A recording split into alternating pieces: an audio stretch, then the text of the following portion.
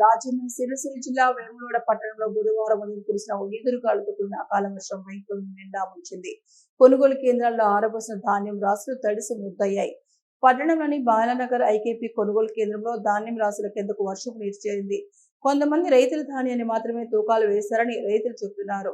నెల రోజుల నుంచి తూకాల కోసం రైతులు పడిగాపులు కాస్తున్నామని అన్నారు.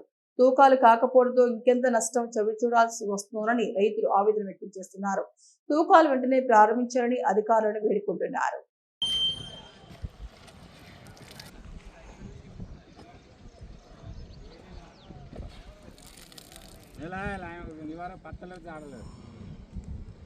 ఎట్లా అన్నట్టు నెల రోజు పట్టింపలేదు.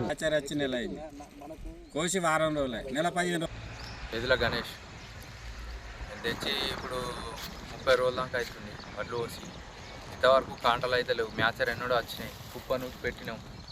కొద్దిగా వర్షం వచ్చి మొత్తం నానింది. కుప్ప కిందకే అన్ని నీళ్ళు పోయినాయి. ఇప్పుడు తడిచిన ధాన్యాన్ని కూడా కొనాలని మేము కోరుకుంటున్నాం.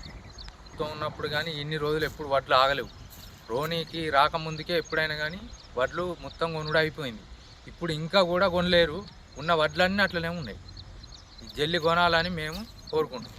నా పేరు రాములు, మా శాత్రాజ్పల్లె. ఇప్పుడు బాలనగర్లో వడ్లు పోసినాం.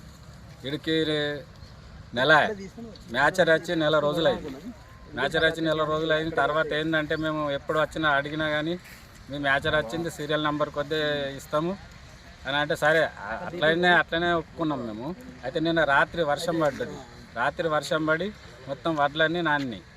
ఇప్పుడు వీళ్ళని అడుగుతే అధికారులను ఇక్కడ అడిగితే ఏమంటుండ్రు, లారీలు వస్తే బోరేలు లేవు, బోరేలు వస్తే లారీలు లేవు.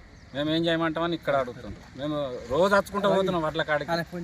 రోజు ప్రొద్దున సాయంత్రం రెండు సార్లు వచ్చుకుంటూ పోతున్నాం. అధికారులు ఒక్కరు కూడా స్పందిస్తలేరు. మళ్ళీ పోయిన సంవత్సరం 5 నెలల ఒక్క ఇత్తు కూడా ఇక్కడ లేదు కళ్ళం మీద. ఈసారి 5వ నెల ఎండుకు వస్తుంది. ఇప్పటి అడ్లు ఇంతవరకు కూడా కొనే నాదుడు లేడు. దయచేసి మాకు ఈ అడ్లు కొనాలని మా యొక్క ప్రార్థన చేస్తున్నాం. మా రైతులం అందరం ఇక్కడ ఉన్నోళ్ళం.